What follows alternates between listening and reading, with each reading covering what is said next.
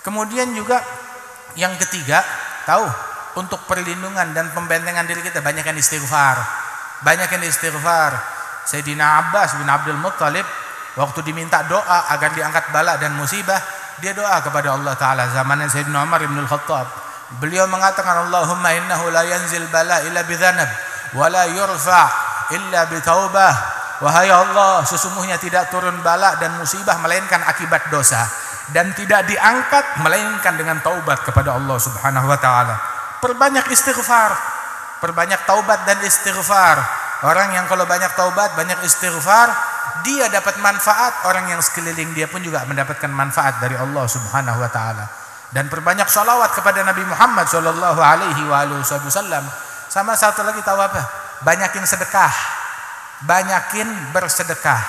Rasulullah bilang di dalam hadis, badiru bis sadaqah. Dalam riwayat, bakiru bis sadaqah. Fa innal bala la yatakhatta sadaqah. Berpagi-pagilah kalian di dalam bersedekah, sebab musibah yang akan turun nggak bisa ngelangkahin sedekah. Bala musibah mau turun di suatu hari, taunya paginya udah keluar sedekah, nggak jadi turun, dia cari hari yang lain. Hari yang lain datang, taunya udah sedekah, nggak jadi lagi, cari hari yang lain. Ayo dah kita balapan dengan sedekah, adu duluan dengan bala, dengan musibah. Sebab kalau kita lengah sedikit, datang bala, datang musibah dari Allah Subhanahu wa Ta'ala. Saudara-saudara sekalian, jangan juga ketika ada bala musibah turun, kita gampang nyalahin orang. Jangan menyalahkan orang lain. Emang paling enak nyalahin orang. Ada musibah, ada penyakit, wah dia yang salah, wah dia yang salah, wah emang pantas. Jangan begitu. Mau siapapun juga jangan kita saling menyalahkan. Oh ini salah dia, ini salah pemimpin ini salah pejabat ini salah yang ini, oh ini biang kerok. Jangan salahin orang. Introspeksi diri kita. Tahu gak?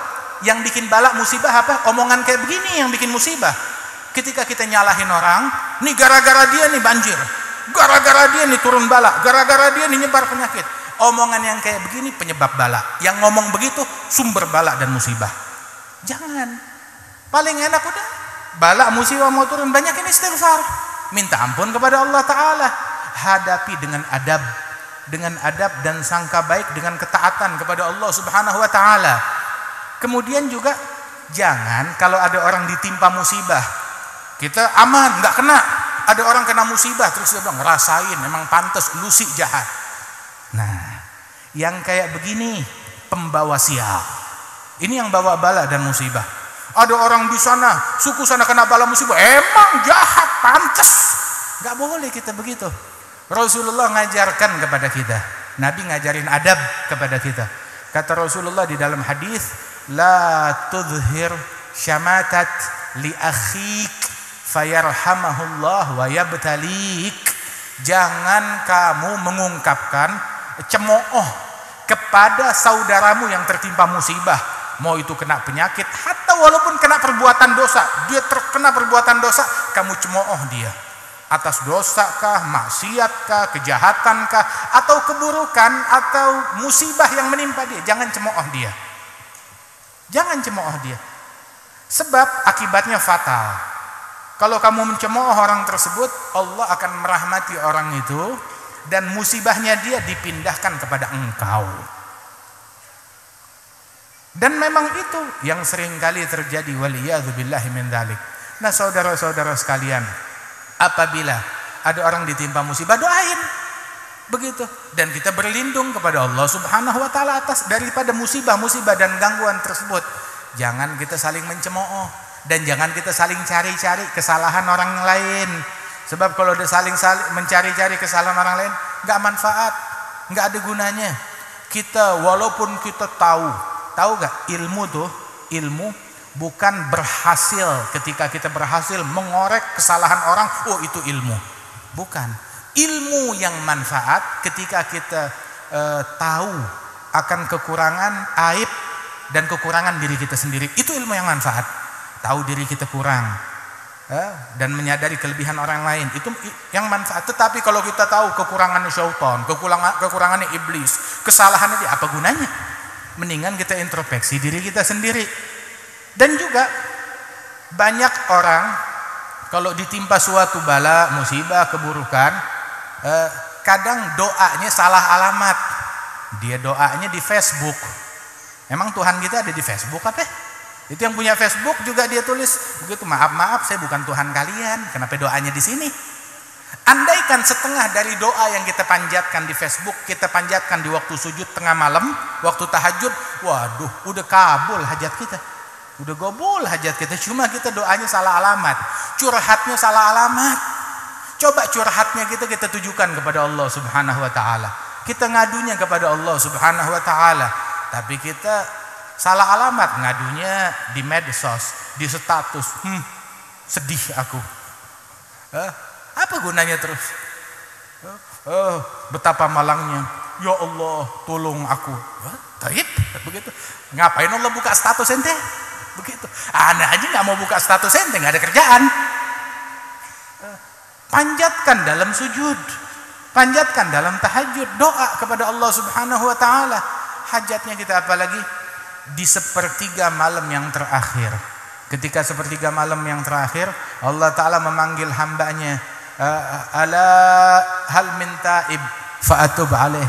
Apakah ada yang ingin bertaubat? Aku limpahkan taubatku. Apakah ada yang ingin ampunan? Aku berikan ampunanku.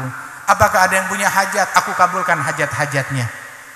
Begitu. Dan khusus malam Jumat, panggilan ini khusus malam Jumat dan di malam-malam bulan Ramadan, panggilan ini, tawaran ini Allah Ta'ala tawarkan, Allah Ta'ala panggil mulai dari maghrib.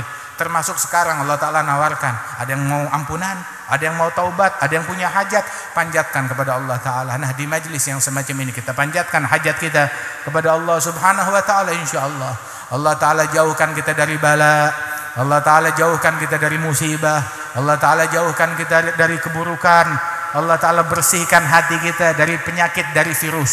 Ini virus batin nih, virus hati lebih parah dari corona atau dari apapun.